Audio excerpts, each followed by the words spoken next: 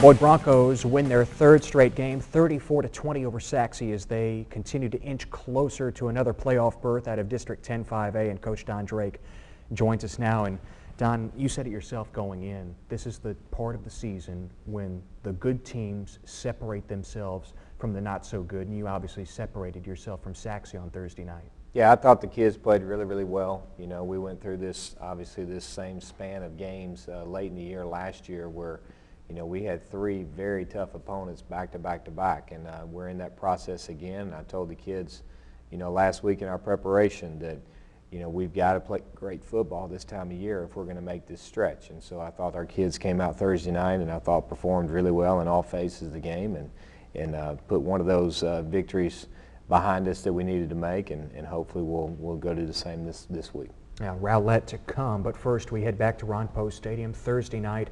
You were able to separate yourself from Saxe with a running game that really couldn't be stopped. Curtis Ladd, 25 yards on the first play from scrimmage. Yeah, that was a nice way to start the game. You know, we were hoping that we could knock them back on their heels a little bit early, which we were able to do.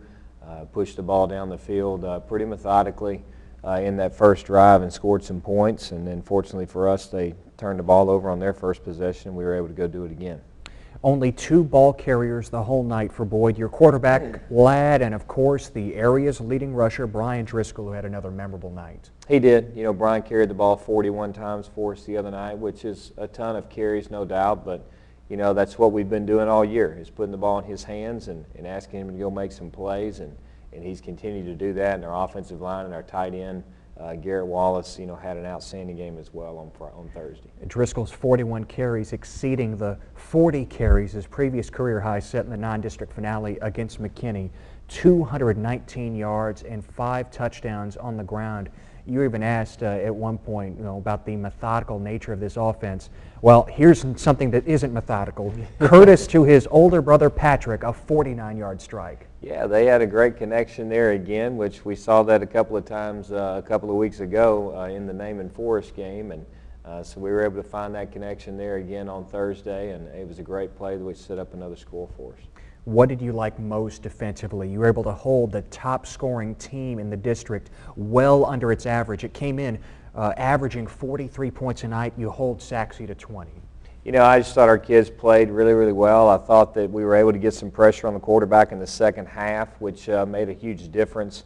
You know, I thought in the secondary and with our linebacking core, those guys did a great job of making those throws have to be quick and have to be on target. And you know, we broke on the ball well, we tackled well.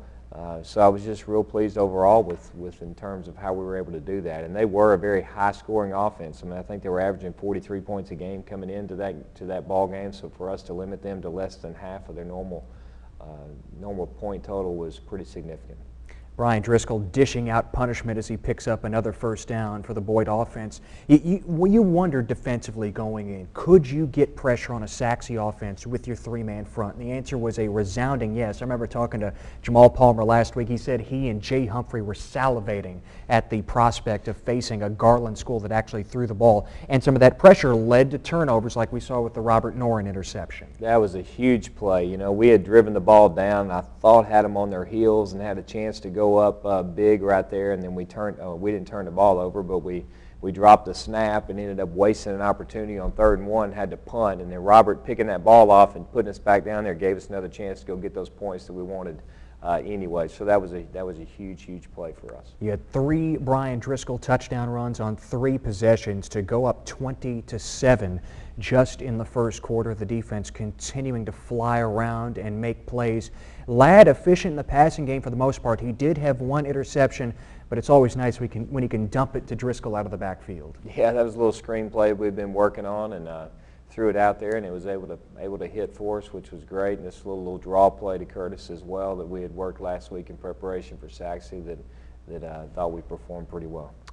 As we mentioned, some reporter was asking about the methodical nature of the offense, and you said, well, yeah, some might call it boring, but what's boring about creating positive yards on every play on the ground? Well, it's about what's being effective, you know, and what you're finding success with. And obviously we're a little bit different this year than we've been in years past in terms of the number of times we're putting the ball in the air. I mean, I know Curtis threw the other night, I think 9 for 13 or 9 for 14, which is a great night from a quarterback from a percentage standpoint.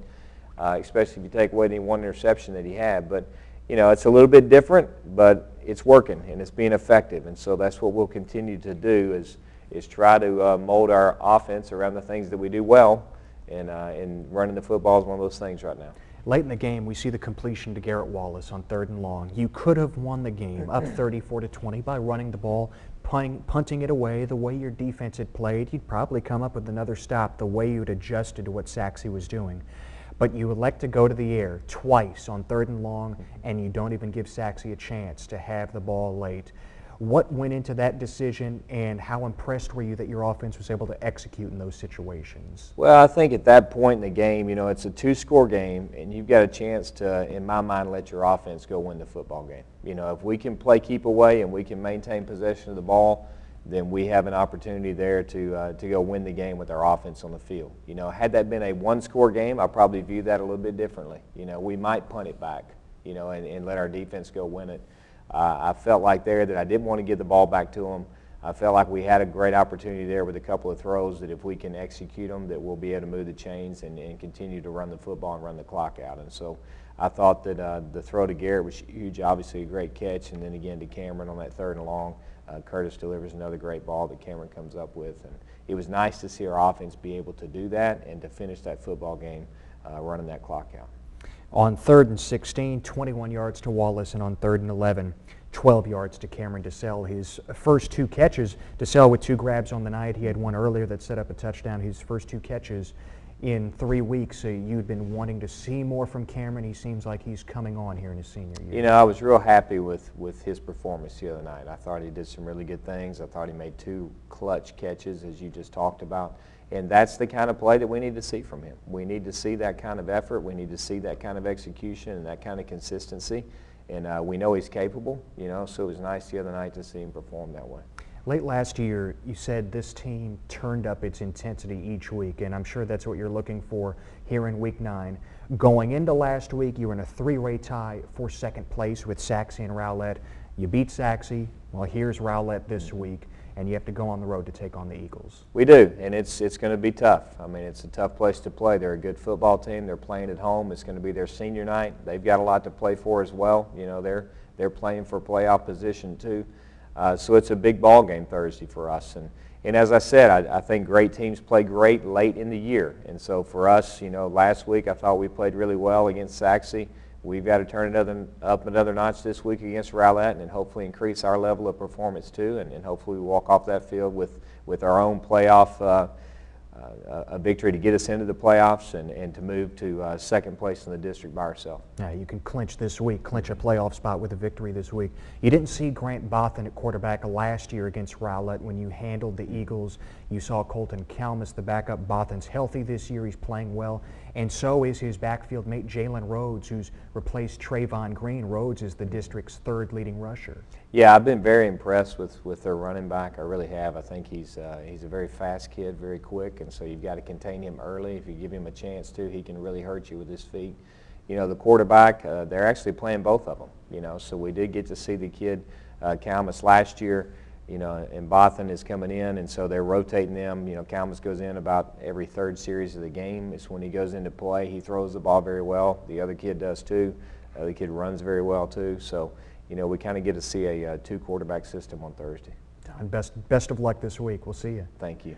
Don Drake, head coach of the Boyd Broncos. Yes, sole possession of 2nd place on the line this Thursday at Homer B. Johnson Stadium. Boyd and Rowlett gets going at 7 o'clock Thursday night.